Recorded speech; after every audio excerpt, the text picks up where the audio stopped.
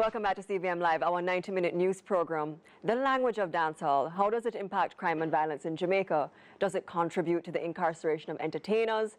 What is its impact on the Jamaican people? What's the impact on the Jamaican constabulary force? So we're going to delve into this matter, and we have a great panel for you tonight. We have Assistant Superintendent Galia Garrick, disc jock ZJ Sparks, and music promoter Gussie Clark. Ladies and gentlemen, good evening. Good evening. Gentleman. So let's start at the beginning, everybody. From the bloody 1980s, it has been said that our gun violence, our criminality, our gangster culture has been evidenced in the music and lyrics of dancehall.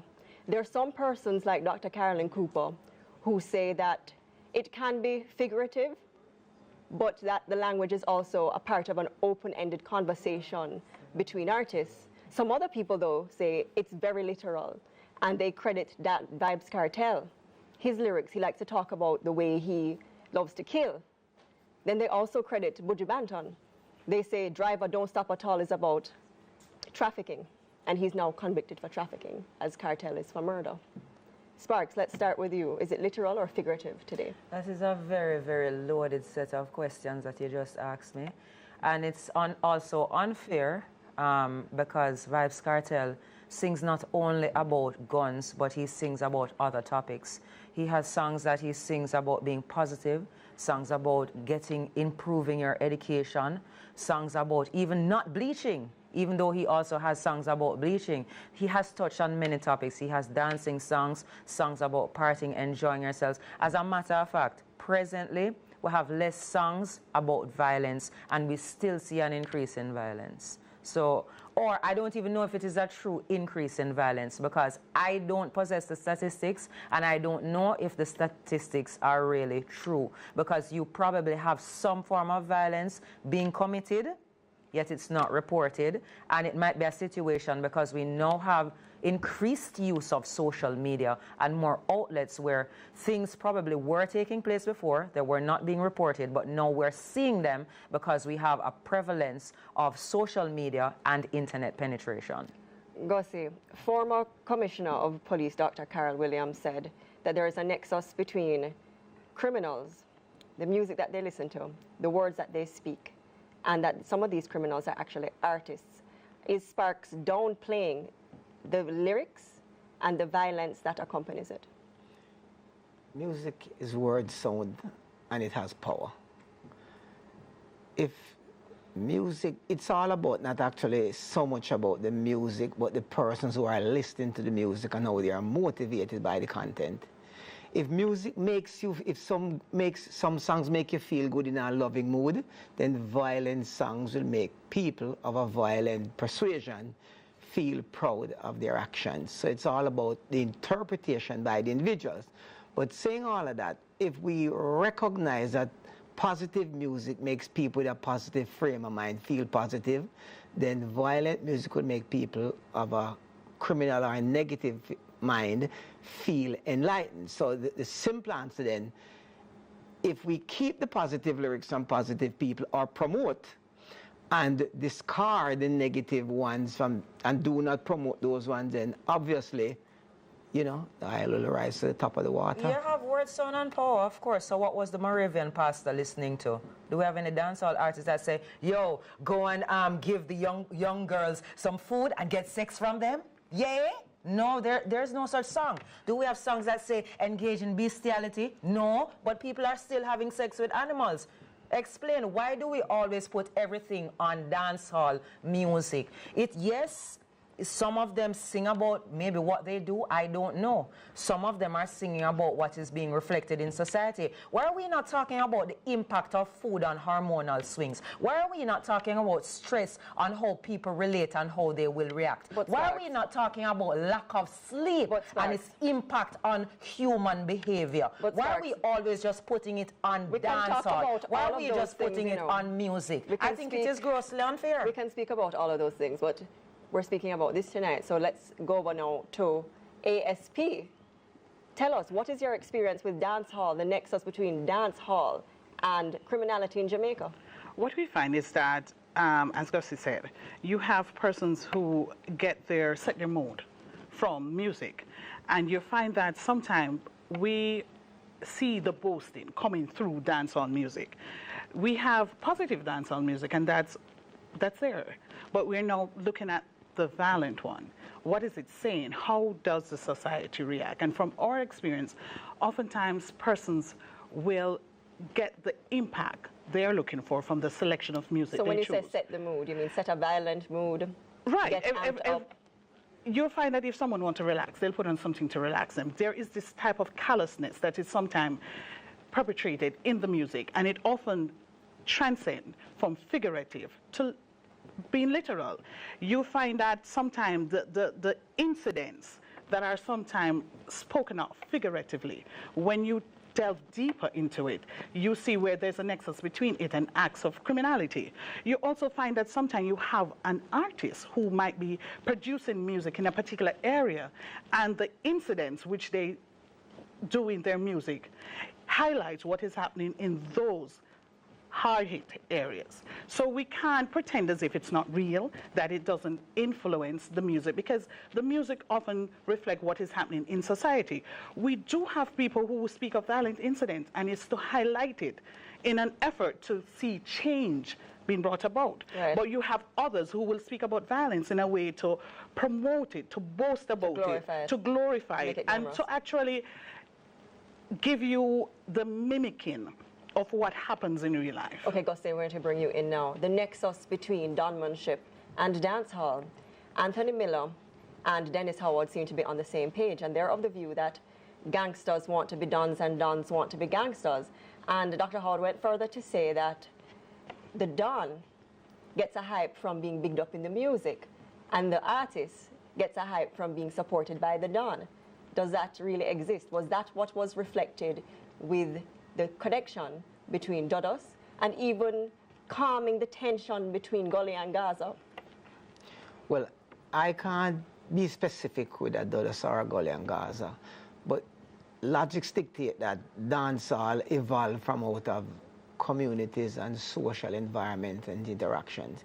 It became a way of life for many people to find legitimate ways to live or to survive within their community, and whether it is by association or disassociation, every and all of those things that you said are reality.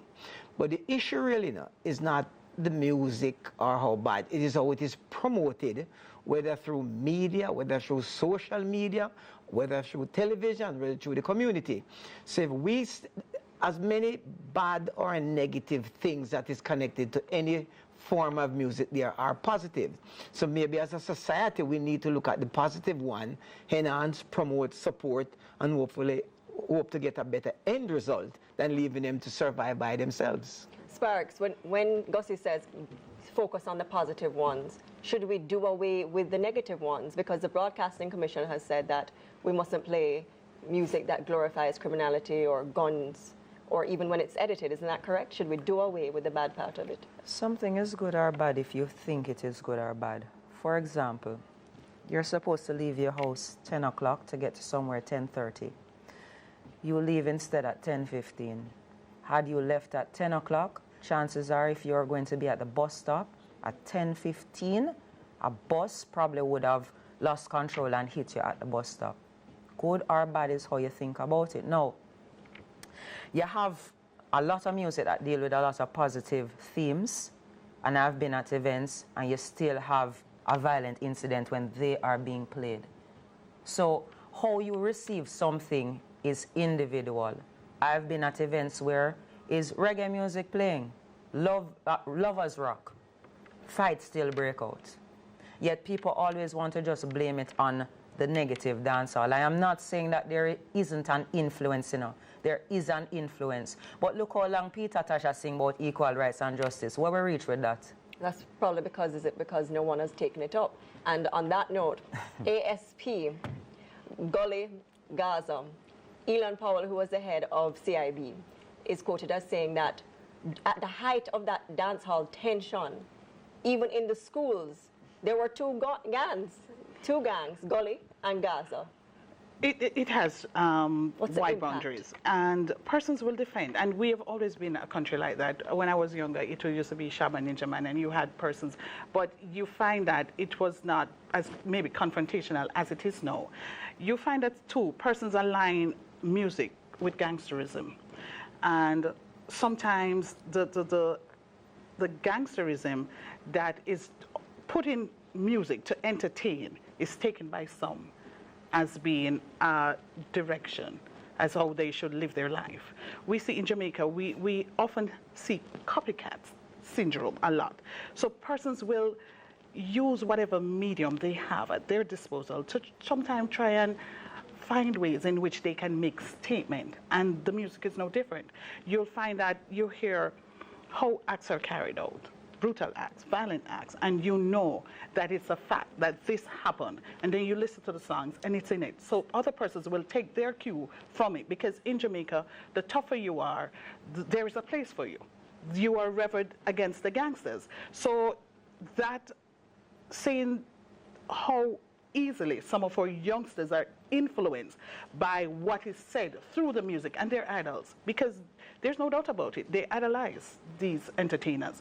They take the clue from it. Gussie, there's a thesis that really bolsters what ASP just said, and the thesis is that students listening to the dancehall music on the school buses tend to be more sexually active and violent, and it is felt that there is a nexus between the music that they're hearing on the bus and the acts that they carry out. But you don't need much to make a Jamaican become sexual active, you know. It's part of the culture. But as I said earlier before, it is all about how the individuals interpret what is really being portrayed to them. And I simply believe that there's not a lot we can do about it except highlight the positive and downplay the negatives in terms of its presence to our culture. Most of the artists and the DJs at many times who sing about negative things or kill and don't necessarily mean it themselves, but as my good lady says, is how others interpret it. And it gives them, some people, a sense of, you know, downmanship within their crew, their peers, their community.